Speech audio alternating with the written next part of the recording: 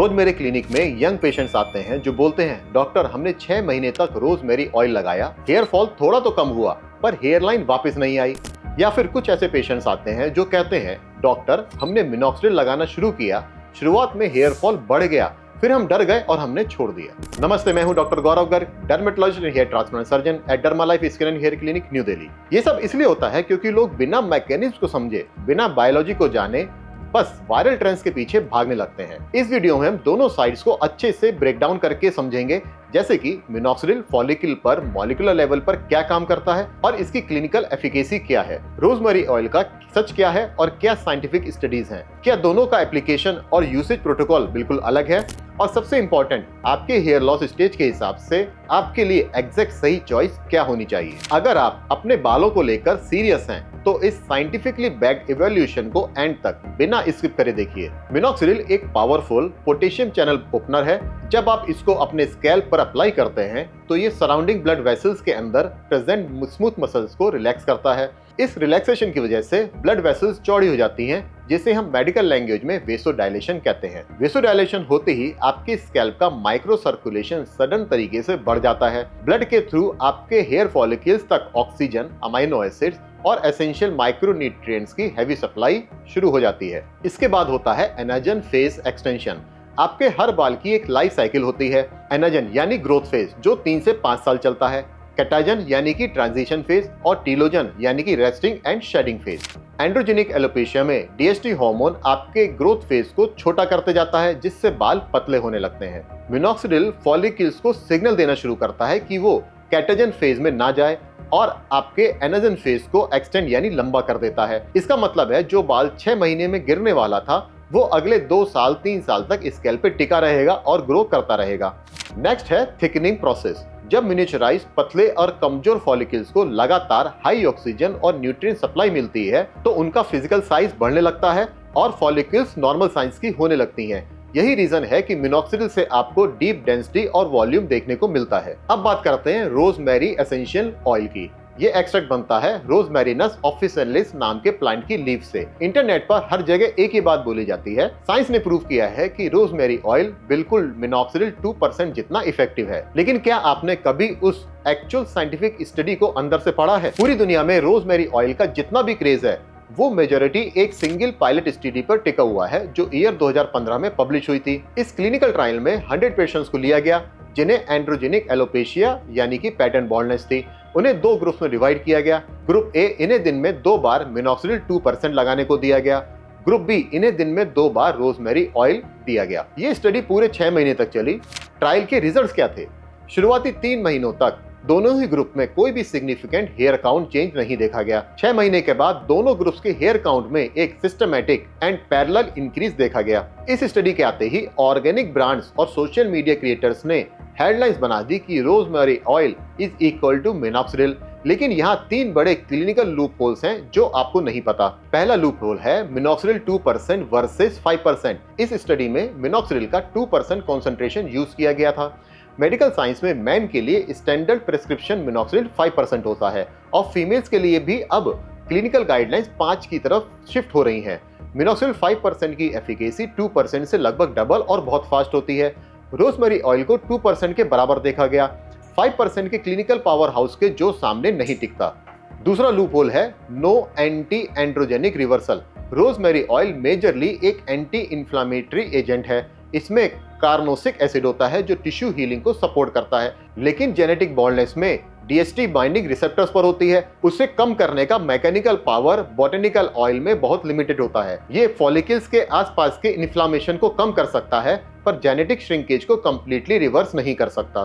तीसरा loop hole है sample size. ये एक बहुत छोटी सैंपल साइज वाली पायलट स्टडी थी। मिनॉक्सिडिल के पीछे हजारों global multi centre randomised double blind placebo control trials जिसमें लाखों पेशेंट्स का डेटाबेस इन्वॉल्व होता है वो हो चुकी हैं। तो चलिए अब इन दोनों का क्लिनिकल कंपैरिजन करते हैं ताकि आपके दिमाग में कोई कंफ्यूजन ना रहे। एक एक पैरामीटर को बिल्कुल ध्यान से समझिए। पहले बात करते हैं इनके प्राइमरी मैकेनिज्म की, यानी ये काम कैसे करते हैं। मिनॉक्सिडिल एक ओपन पोटेशियम चैनल एक्टिवेटर है जो सीधे ब्लड वेसल्स को डायलेट करता है और सेल्स को हेयर ग्रोथ फेज बढ़ाने का सिग्नल देता है। वहीं दूसरी तरफ रोजमेरी ऑयल एक अलग तरीके से काम करता है। ये एक हाई एंटीऑक्सीडेंट लोड प्रोवाइड करता है और इसमें कार्नोसिक एसिड होता है जो स्कैल्प की लोकल माइक्रो इन्फ्लामेशन को रिड्यूस करता है। दूसरा पॉइंट है इनका FDA अप्रूवल स्टेटस। मिनॉक्सिडिल एक फुल्ली FDA अप्रूव्ड ट्रीटमेंट है मेल और फीमेल दोनों पैटर्न बॉल्डनेस के लिए, लेकिन रोजमेरी ऑयल को कोई FDA अप्रूवल नहीं मिला है।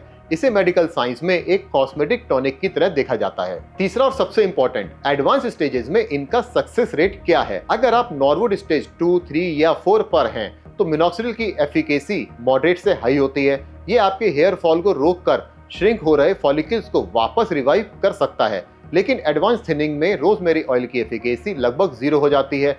ये मरे हुए फॉलिकल्स को जिंदा नहीं कर सकता। नेक्स्ट बड़ा डिफरेंस आता है इनके शेडिंग फेज में। मिनॉक्सिडिल शुरुआती वीक्स में वीक बालों को झड़वाता है ताकि नए मोटे बाल आ सकें, जबकि रोजमेरी ऑयल का एक्शन इतना माइल्ड होता है कि इसमें आपको कोई सडन या ड्रास्टिक हेयर शेड देखने को नहीं मिलता। फिफ्थ है लॉन्ग टर्म डिपेंडेंसी, यानी दवाई छोड़ने पर क्या होगा। मिनॉक्सिडिल एक लॉन्ग टर्म कमिटमेंट है।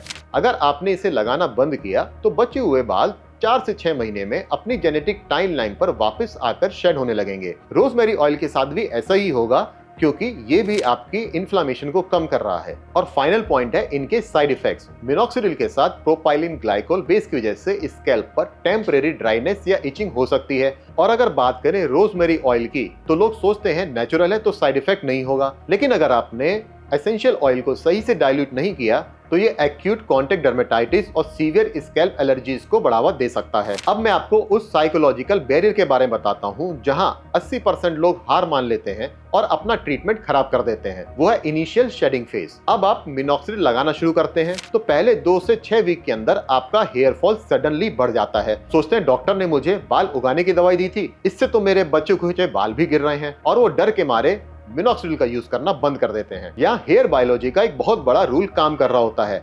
आपके स्कैल्प पर जो बाल मिनिचराइज हो चुके हैं, जो बिल्कुल पतले और वीक हैं, जो एक्चुअली टीलोजन फेज यानी डेड फेज में फिजिकली फंसे हुए हैं, जब मिनॉक्सिडिल ब्लड वेसल्स को डाइल्यूट करके नए एनाजन साइकिल को फोर्सली पुश करता है तो नया थिक हेयर शाफ्ट जड़ से नीचे से ग्रो होना शुरू हो जाता है। नए स्ट्रॉन्ग बाल को ऊपर आने के लिए पुराने वीक बाल को धक्का देकर निकलना पड़ता है। इस प्रोसेस को हम इजेक्शन कहते हैं। मिनॉक्सिडिल आपके बालों को झड़वा नहीं रहा, वो पुराने डेड हेयर को रिप्लेस कर रहा है ताकि वहां पर नए मोटे बाल आ सकें। रोजमेरी ऑयल में ये डायनेमिक शिफ्ट देखने को नहीं मिलता क्योंकि इसका एक्शन बहुत माइल्ड होता है। इसलिए लोग सोचते हैं कि रोजमेरी ऑयल सेफ है और मिनॉक्सिडिल डेंजरस, लेकिन रियलिटी में अगर शेडिंग फेज हो रहा है तो इसका मतलब दवाई आपके फॉलिकल्स पर डीपली काम कर रही है। इस शेडिंग फेज से डरिए मत, ये साइन है कि आपकी रिकवरी शुरू हो चुकी है। अगर आपने डिसाइड कर लिया है कि आपको क्या यूज करना है तो उसका एप्लीकेशन प्रोटोकॉल बिल्कुल सही होना चाहिए। गलत तरीके से लगाने पर मिनॉक्सिडिल स्कैल्प पर इचिंग और अदर साइड इफेक्ट्स कर सकता है। रोजमेरी ऑयल आपके फॉलिकल्स को परमानेंटली क्लॉग करके इन्फेक्शन दे सकता है। सबसे पहले बात करते हैं मिनॉक्सिडिल यूसेज की। स्टैंडर्ड डोज हमेशा 1 ml होती है, चाहे आप ड्रॉपर यूज करें या स्प्रेयर। जनरली 5 से 6 स्प्रे में 1 ml की डोज पूरी हो जाती है। डोज बढ़ाने से बाल जल्दी नहीं उगते। मिनॉक्सिडिल लगाते समय आपकी स्कैल्प कंप्लीटली ड्राई होनी चाहिए। गीले बालों पर मिनॉक्सिडिल लगाने से सिस्टमिक एब्जॉर्प्शन कम होता है, जिससे कि आपको उसका इफेक्ट कम दिखाई देता है। अगर आपको अल्कोहल बेस्ड मिनॉक्सिडिल से सीवियर इचिंग, रेडनेस या फ्लेकीनेस होती है तो वो मिनॉक्सिडिल का साइड इफेक्ट नहीं है, वो उसमें प्रेजेंट प्रोपाइलिन ग्लाइकोल का रिएक्शन है। इसके लिए आप अपने डर्मेटोलॉजिस्ट से जरूर कंसल्ट कीजिए। अब बात करते हैं रोजमेरी ऑयल के यूसेज की। बहुत सारे लोग एक बड़ी भूल करते हैं, वो रोजमेरी एसेंशियल ऑयल की बोतल लाते हैं और उसे डायरेक्ट स्कैल्प पर लगाना शुरू कर देते हैं। रोजमेरी एसेंशियल ऑयल एक हाईली कॉन्सेंट्रेटेड वोलेटाइल कंपाउंड है। अगर आपने इसे डायरेक्टली स्कैल्प पर लगाया तो ये एक्यूट कॉन्टैक्ट डर्मेटाइटिस और केमिकल बर्न्स दे सकता है, जिससे एक्यूट हेयर फॉल शुरू हो जाएगा। रोजमेरी ऑयल को हमेशा डाइल्यूट करके लगाना होता है, जो एक कैरियर ऑयल के साथ ही यूज करना चाहिए। कैरियर ऑयल में आप जोजोबा ऑयल या पंपकिन सीड ऑयल का भी इस्तेमाल कर सकते हैं। ये खुद से एक माइल्ड डीएसटी ब्लॉकर का भी काम करते हैं। 4 से 5 प्योर रोजमेरी एसेंशियल ऑयल की ड्रॉप्स को कैरियर ऑयल के साथ मिक्स कीजिए, अच्छे से ब्लेंड कीजिए और स्कैल्प पर हल्के हाथ से मसाज करके लगाइए। इसे हफ्ते में मैक्सिमम 2 से 3 बार ही लगाना चाहिए, डेली नहीं। डेली हैवी ऑयल्स लगाने से स्कैल्प पर फंगस की ग्रोथ बढ़ सकती है, जिससे सीबोरिक डर्मेटाइटिस नाम की बीमारी भी हो सकती है। अब हम इस पूरी डिबेट को एक प्रैक्टिकल एक्शनेबल फ्रेमवर्क में कंक्लूड करते हैं। हेयर साइंस में ब्लैक एंड व्हाइट जैसा कुछ नहीं होता, सब कुछ आपकी कंडीशन पर डिपेंड करता है। अगर आप अर्ली स्टेज एंड्रोजेनिक एलोपेशिया में, यानी आपकी हेयर लाइन थोड़ी थोड़ी रिसीड हो रही है, टेम्पल्स थोड़े डीप हो रहे हैं, क्राउन पर डेंसिटी थोड़ी कम हो रही है, तो इंटरनेट के ट्रेंड्स में मत फंसिए। रोजमेरी ऑयल आपकी शिफ्टिंग हेयरलाइन को वापस नहीं ला सकता। आपको मिनॉक्सिडिल 5% के क्लिनिकल प्रोटोकॉल की जरूरत है, प्रेफरेबली एक वैलिड 5 अल्फा रिडक्टेज इनहिबिटर जैसे फिनेस्ट्राइड के साथ, ताकि फॉलिकल्स को परमानेंटली डेड होने से बचाया जा सके। रोजमेरी ऑयल एक एक्सीलेंट लाइफस्टाइल सपोर्ट सिस्टम है, लेकिन मिनॉक्सिडिल एक पोटेंट मेडिकल वेपन है। किसी भी ट्रीटमेंट को शुरू करने से पहले सबसे पहले स्टेप यही होना चाहिए कि आप एक सर्टिफाइड डर्मेटोलॉजिस्ट से मिलकर अपनी स्कैल्प का ट्राइकोस्कोपिक एनालिसिस करवाएं। ट्राइको स्कैन से हमें पता चलता है कि आपके फॉलिकल्स अभी जिंदा हैं या परमानेंटली क्लोज हो चुके हैं। बिना डायग्नोसिस के इसके ट्रीटमेंट्स बदलना बंद कीजिए। अगर आपको ये वीडियो जेन्युइन और साइंटिफिकली ट्रांसपेरेंट लगा तो अपने दोस्तों के साथ शेयर कीजिए जो इंटरनेट पर वायरल वीडियोस देखकर हेयर ऑयल्स पर हजारों रुपए खर्च कर रहे हैं। वीडियो को लाइक कीजिए और हमारे चैनल को सब्सक्राइब कीजिए।